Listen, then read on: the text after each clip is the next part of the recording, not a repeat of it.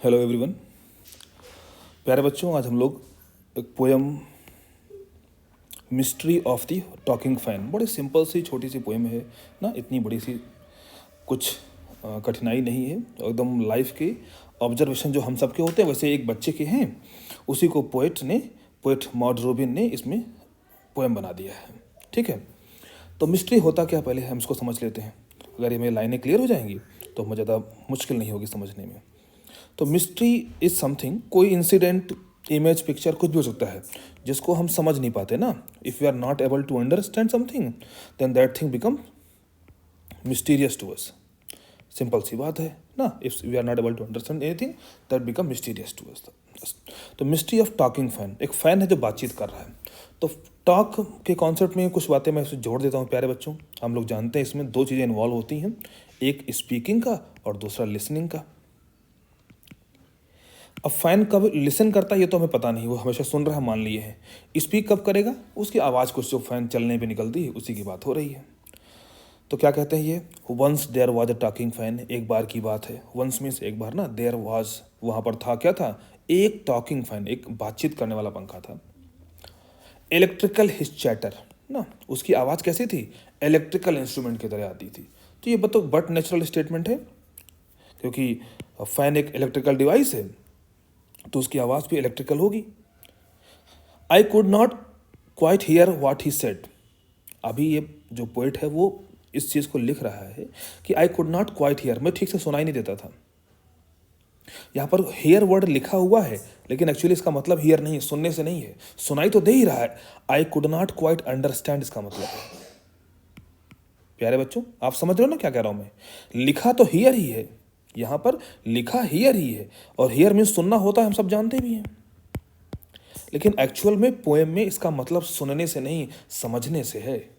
क्योंकि अगर कोई साउंड है तो वो सुनाई दे रहा है लेकिन वो हमको समझ में नहीं आ रहा है, तो ऐसा एक्सप्रेशन पोएट ने दिया हुआ है यहाँ पर। फिर क्या है, and I hope it does not matter. तो वो कह रहा कि और मुझे ऐसा लगता है कि इससे कोई बहुत फर्क नहीं पड़ता, इट डज नॉट मैटर, इससे कोई बहुत असर नहीं पड़ेगा कि हम कोई चीज़ समझ पा रहे हैं कि नहीं समझ पा रहे हैं। वो क्या बोल रहा है, उसको नहीं समझ पा रहे हैं तब भी कोई दुनिया में फ़र्क नहीं।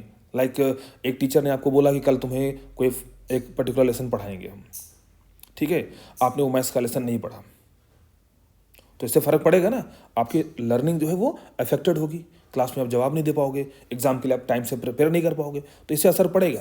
लेकिन यहाँ पे पोएट कह रहा है कि पंखे ने कुछ कहा, वो मुझको समझ में नहीं आया, पर हमें नहीं लगता कि इससे कोई बहुत ज़्यादा असर पड़ेगा ना, बहुत असर इससे शायद नहीं पड़ेगा, समझ में आवे और चाहे ना आवे।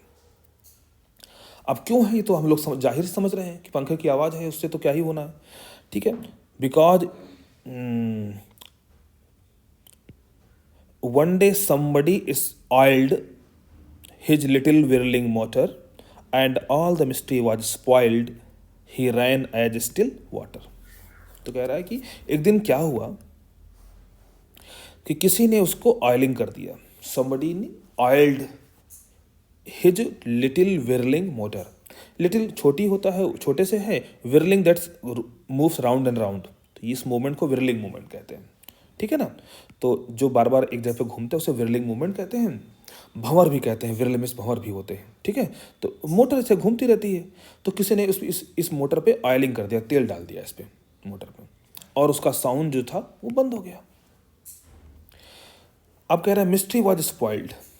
अब मिस्ट्री कैसे स्पॉइल हो गई इससे, मिस्ट्री कैसे स्पॉइल होती है, तो मिस्ट्री स्पॉइल ऐसे हो गई कि अब साउंड आ नहीं रहा है, अब साउंड नहीं आ रहा है तो उसमें सुनने का पर्पज़ नहीं बचा, समझने का पर्पज़ नहीं बचा, और वो गेस करने का कि आखिर पंखा कह क्या रहा है इसका पर्पज़ भी नहीं बचा। तो अब एक्चुअल में जो ये टॉकिंग थी, ये टॉकिंग ये बंद हो गई ना, ये टॉकिंग ही बंद हो गई है। क्यों, क्योंकि मैंने कहा था टॉकिंग में दो चीज़ें इन्वॉल्व होती हैं, एक समवन स्पीक्स, अदर लिसन, ठीक है ना। अब ये दोनों चीज़ें, स्पीकिंग बंद है तो लिसनिंग बंद है, तो इसमें अंडरस्टैंड ये बंद है, और इसमें नॉट एबल टू अंडरस्टैंड ये भी खत्म हो गया, तो मिस्ट्री खत्म हो गई, तो ये चीज़ें खत्म। और कैसे चलने लगा, run as still as water. यहाँ पर भी देखो कितना गजब लिखा हुआ है। स्टिल माने क्या होता है, that does not move, still माने स्थिर ना, दैट डज नॉट मूव, उसको स्टिल कहते हैं। और अगर पानी स्थिर है तो कोई मतलब ही नहीं रहा ना, फिर अगर स्थिर है तो फिर रैन कैसे है? तो इतना धीरे धीरे बह रहा है, इतना बिना आवाज किए बह रहा है जैसे कि बह ही नहीं रहा है, जो कि बह रहा है। तो पंखा भी ऐसे चल रहा है, ऐसे चल रहा है, इतना कम आवाज, इतना बिना आवाज के चल रहा है जैसे कि वो चल ही नहीं रहा है, ऐसा बन गया। आई होप कि आपको पोएम समझ में आई है। क्या है, फिर से मैं 30 सेकेंड में इसको फिर से रिवाइज कर देता हूँ। It says, once there was a talking fan, electrical his chatter, I could not quite hear what he said, and I hope it does not matter. Because one day somebody oiled his little whirling motor, and all the mystery was spoiled. He ran as still as water. तो एक talking fan था जिसमें शायद oiling नहीं की गई थी, तो उसकी मोटर आवाज़ करती थी, और पोएट या बच्चा जो उसको देख रहा है वो उसको देख करके, सुन करके ये गेस कर रहा है कि पंखा कुछ कहना चाह रहा है। फिर एक दिन किसी ने उसकी मोटर में तेल डाल दिया, पंखे की आवाज़ बंद हो गई। ये संभवतः उसको पंखा जो कहना चाह रहा था उसकी डिमांड पूरी हो गई, है ना, उसकी डिमांड पूरी हो गई, सप्लाई कर दी गई, तो उसने शोर मचाना बंद कर दिया। आप इसको ऐसे भी एक कंपेयर कर सकते हो, like a boy is crying ना, छोटा सा बच्चा है वो क्राई कर रहा है, प्रॉब्ली ही या शी इज हंग्री, ठीक है, और फिर मदर उसको दूध पिला देते हैं।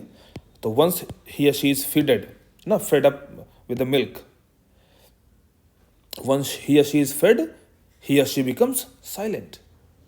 तो जैसे बच्चे की भूख दूध से मिट गई, पंखे की नीड ऑयल से पूरी हो गई, और दोनों शांत हो गए। ठीक है, अब हम लोग जल्दी से क्वेश्चन आंसर को समरी समझ लेंगे, इसमें क्या कहा है इसमें, तो आप इसको ध्यान दीजिए। क्या कह रहा है, the chatter is electrical because, तो इसमें बड़ा सिंपल सा आंसर है, बिकॉज मशीन इज इलेक्ट्रिकल ना, वो मशीन ही इलेक्ट्रिसिटी से चलती है, इलेक्ट्रिकल मशीन है, इसलिए his chatter is also electrical. It is mysterious, तो मैंने मिस्ट्री का मतलब समझाया कि जब आप कोई चीज़ समझ नहीं पाते हो, अंडरस्टैंडिंग के लेवल पे जब आप नॉट लगा दो तो मिस्ट्री हो जाता है। यहाँ पर भी फैन क्या कह रहा था, ये बच्चे की समझ में नहीं आ रहा था। Child was not able to understand, not able to understand, so it was mysterious उसके लिए। ठीक है ना, और ज़्यादा इसमें कुछ भी नहीं है। नेक्स्ट है, what do you think talking fan was demanding. तब ये तो क्वेश्चन में ही आंसर मिल गया कि टॉकिंग फैन का प्रॉब्लम डिमांड ऑयलिंग का था, ठीक है, और कि समबडी ऑयल्ड हिज मोटर, तो उसने अपनी डिमांड रखना बंद कर दिया। तो इसका मतलब है कि अगर उसकी डिमांड आवाज़ से आ रही थी तो आवाज़ बंद हो गई, तो ऑयलिंग ही उसकी डिमांड थी। How does an electric fan manage to throw so much air, तो अब इसमें तो सिंपल से इसका आंसर यही भाई कि मशीन, वो इलेक्ट्रिक फैन मोटर से चलता है, उस मोटर को इलेक्ट्रिसिटी जब मिलती है तो मोटर घूमती है, और उसमें फ़ैन ऐसे लगा हुआ है, लेट से पंखे लगे हुए हैं ना, तो जब मोटर घूमेगी तो ये पंखे भी घूमेंगे, तो बस हो गया कि as with the electricity motor revolves around its axis, in the same way fans also move and they throw so much air. हो गया, हमें लगता है इतना बहुत है। ये when it is switch on लिखा हुआ, ऑफ कोर्स वो ज़रूरी है, तभी तो स्विच ऑन होगा तो लाइट पहुँचेगी। ठीक है, अब ये क्वेश्चन आपका अपना है कि is there any talking fan in your house, तो अगर है तो यस लिखिए, नहीं है तो नो लिखिए। ठीक है ना, और create a dialogue between the fan and a mechanic, और फैन और मैकेनिक के बीच में क्या बातचीत होगी उसको आपको लिखना है। तो डायलॉग कैसे लिखते हैं इसको मैं अगले वीडियो में बताऊंगा। तो क्वेश्चन नंबर 4 तक आपको कॉपी में नोट भी कर लेना है, और इस पोएम को आपको समझना भी है। 2 बार 3 बार इसको ट्राई करिए, सबको समझ में आ जाएगा, नहीं तो मैं फिर से एक बार पढ़ा दूंगा। ठीक है प्यारे बच्चों,